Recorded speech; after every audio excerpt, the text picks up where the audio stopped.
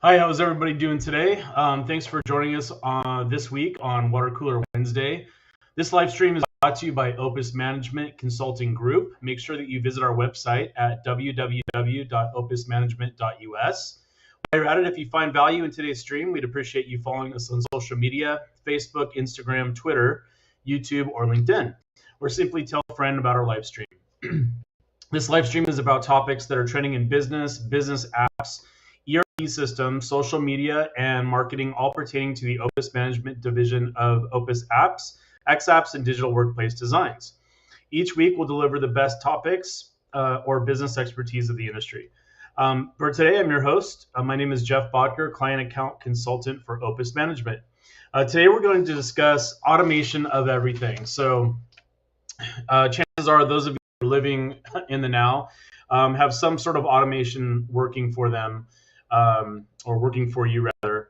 This could be repeating alarm system that's on your cell phone. This could be an automatic coffee maker, right, that makes your coffee as you wake up. Perhaps you have a delay on your dishwasher to start 3 hours later. I know I have this on mine, so that I'm not interrupted with my Netflix and Hulu time. Or remember VCRs? You would set a timer on your VCR, would automatically record your favorite program. I remember in the 1990s, the neighbors were all installing Malibu lights in their yard. There were those little lights that would be, flash up on trees or just light the path. I thought those were so cool.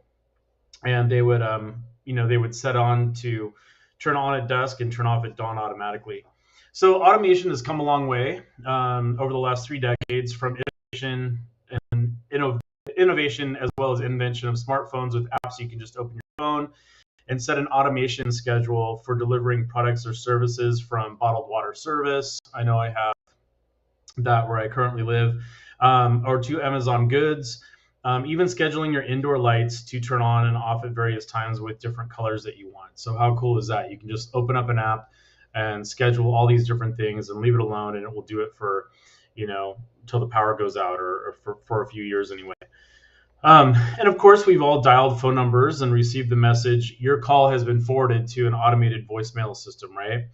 So we've called those customer service numbers. We've had that robotic voice kind of guide us to what we want. It was funny. I was at the gym the other day, and there was a lady that was talking on the phone, and I knew that she was calling one of these numbers because she kept repeatedly say, customer service, please, live person. I need to talk to someone, person, live, And so clearly she just was talking to the voice response system, trying to get a human on the phone so that she could bypass all of that.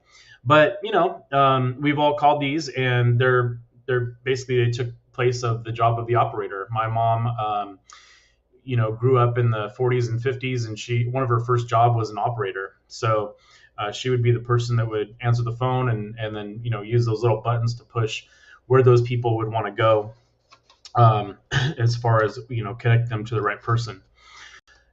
Banking comes to mind, right? So how much have you seen your bank or credit union change over the years?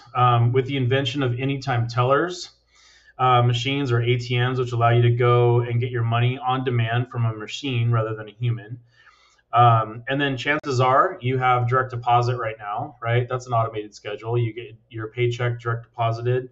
Or you may even have automation schedules set up to move your money from your checking to your savings or to your retirement account.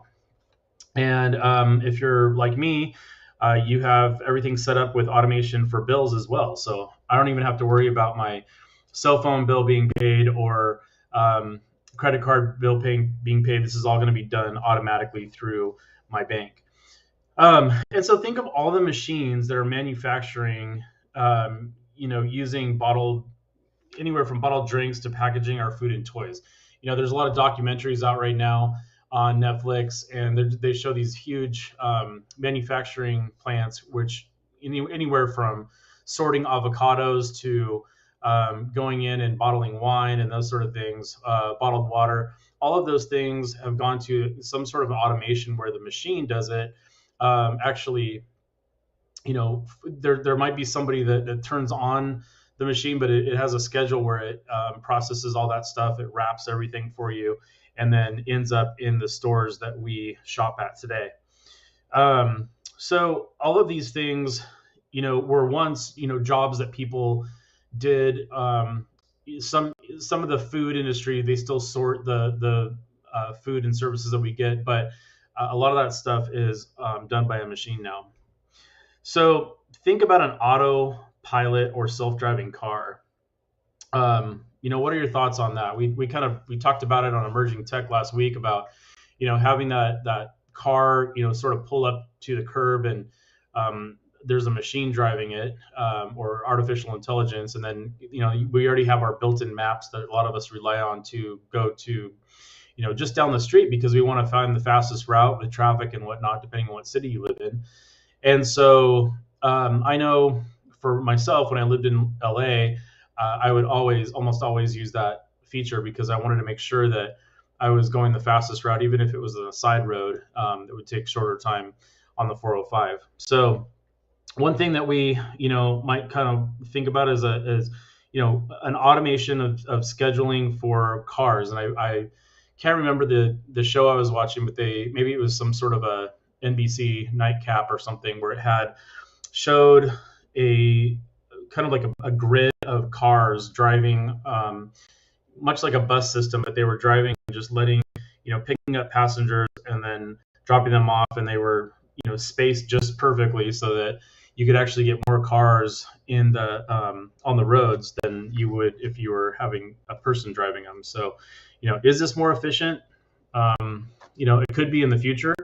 As I stated last week, I'm not sure I'm quite ready for self-driving cars. I actually enjoy driving my car. So, I guess the big question is, have all these automation schedules enhanced our lives? For me, I would say yes. It has given me the opportunity to get other things done.